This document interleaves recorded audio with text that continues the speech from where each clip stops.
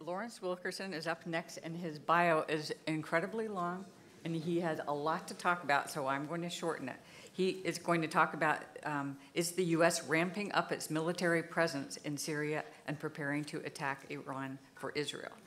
And his last position in the government was as Secretary of State Colin Powell's Chief of Staff from 2002 to 2005.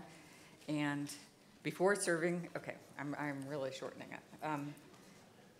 Before serving at the State Department, Wilkerson served 31 years in the U.S. Army, and he retired from active service in 1997 as a colonel and has taught national security affairs in the honors program at George Washington University, and you're currently distinguished visiting professor of government and public policy at the College of William and Mary in Williamsburg, and you're working on a book about the first George Bush administration. Welcome.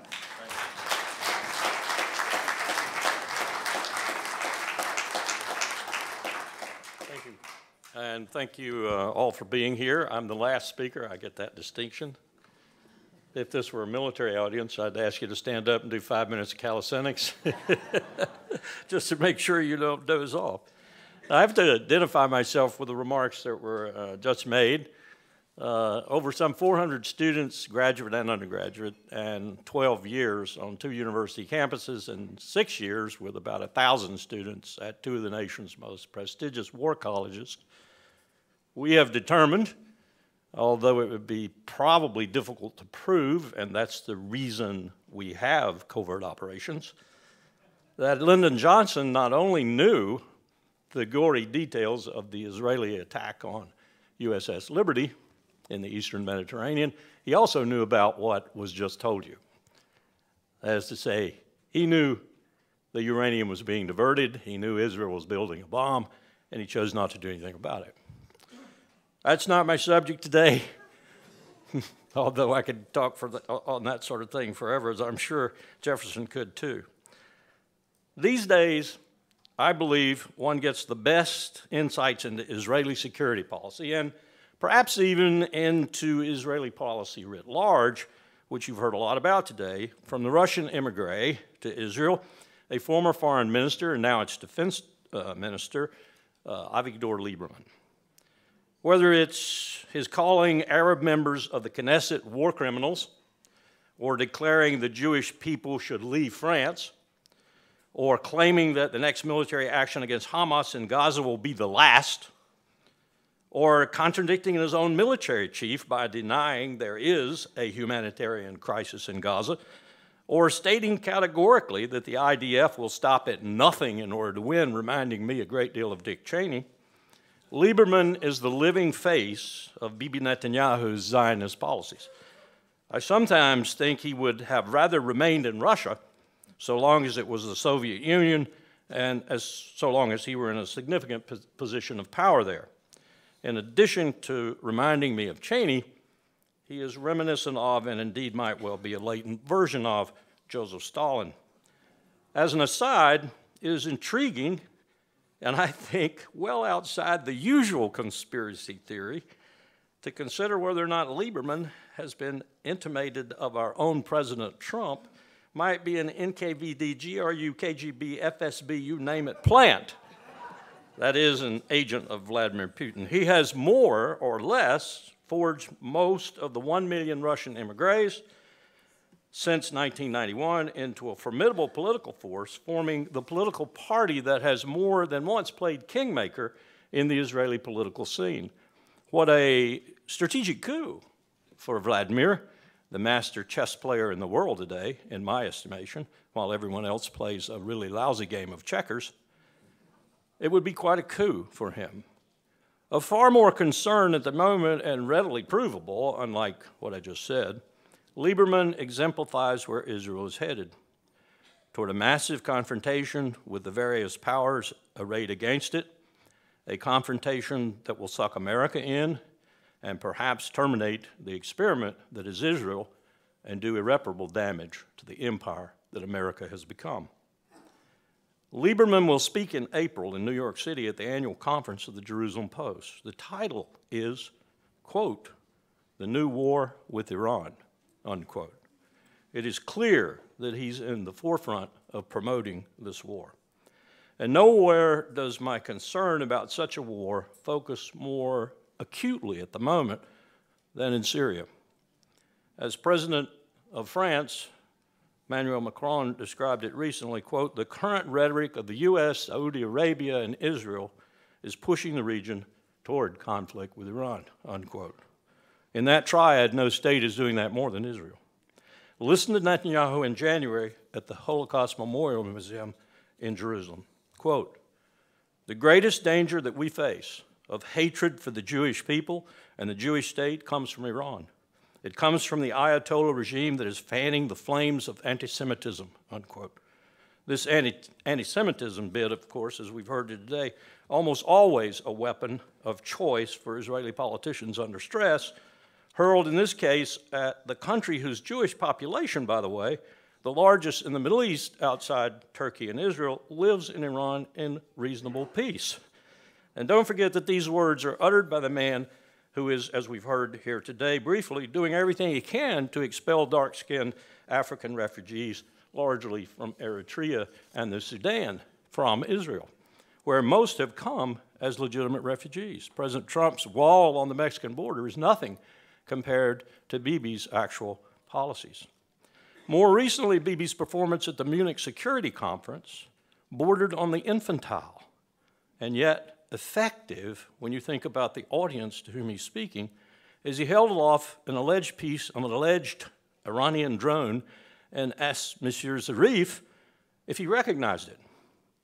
Of course, Mr. Zarif later took his occasion at the microphone to characterize Netanyahu's performance as like that of a circus clown.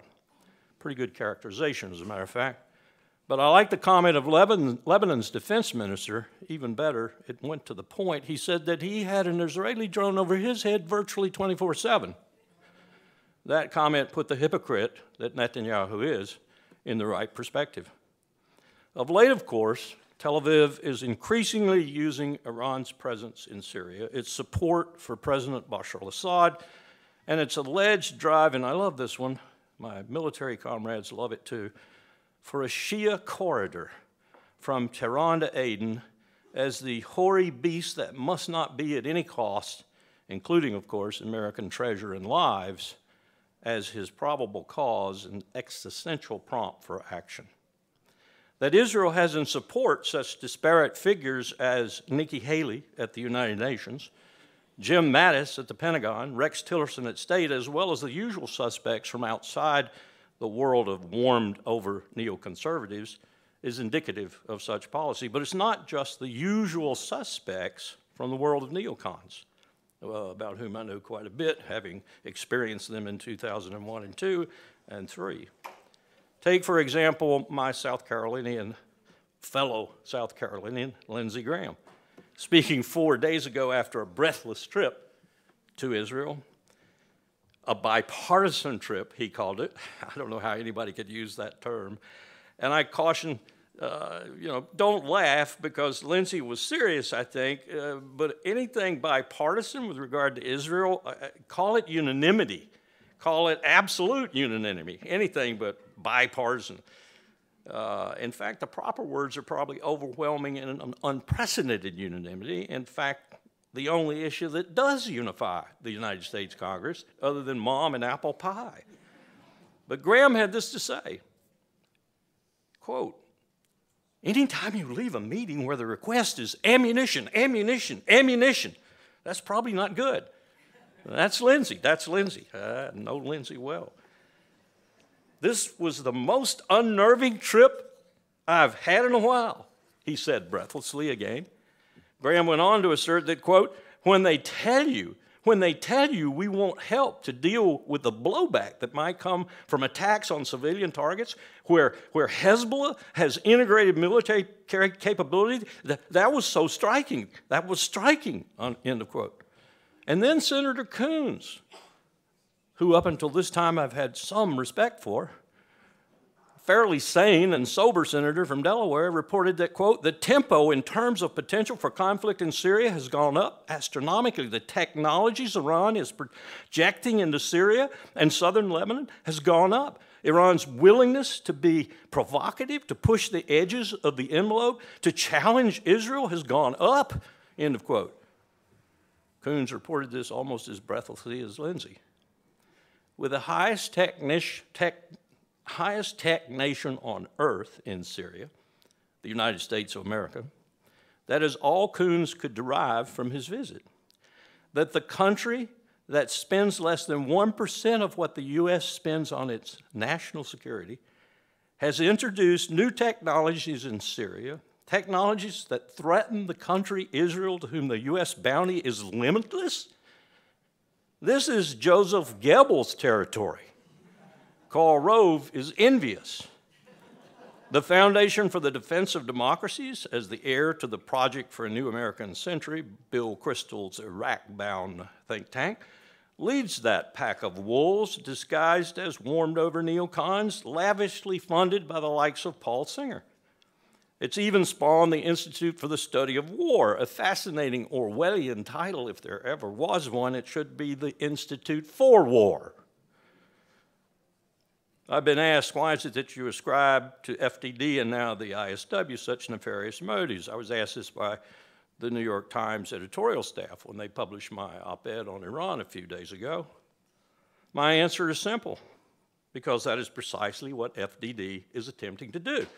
Just as Douglas Feist, Undersecretary of Defense for Policy, Office of Special Plans, did in 2002 and 2003 for Richard Bruce Cheney to lead us into war with Iraq. I've been there, done that. I don't need the tour. The salient question, though, why do you believe that America is headed for a struggle with Iran, needs an answer.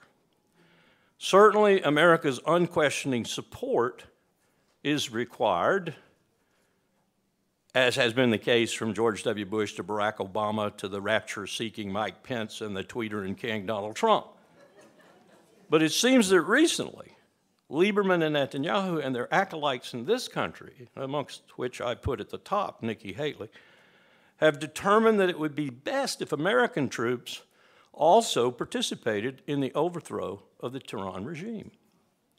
From one point of view, I suppose this is understandable, the crassly opportunistic point of view, that is, that better to squander your own allies' blood and treasure than your own, but it's certainly not in the character that I'm used to with regard to the state of Israel, and certainly not with regard to the Israeli Defense Force. That force could handle anything Iran threw at it militarily is undeniable. Any military professional will tell you that. And that Israel's more than 200 nuclear warheads could decimate Iran is equally undeniable. So why this attempt to suck America into this conflict? I believe the answer is fairly clear once you push aside the cobwebs that surround it. The legitimacy of great power is what I call it, and that is precisely what Netanyahu and Lieberman desire. It's also what Riyadh desires, especially with the new boy king, Mohammed bin Salman, now an erstwhile ally of Israel. In short, the IDF could defend Israel, but it could not attack Iran, not successfully anyway. And were it to do so, it would be damned internationally and thus isolated even more than it already is today, perhaps devastatingly so. But America, already damned by well more than half the world, polls show at least 4 billion people think we're the #1 threat to their security in the world. Think about that for a minute.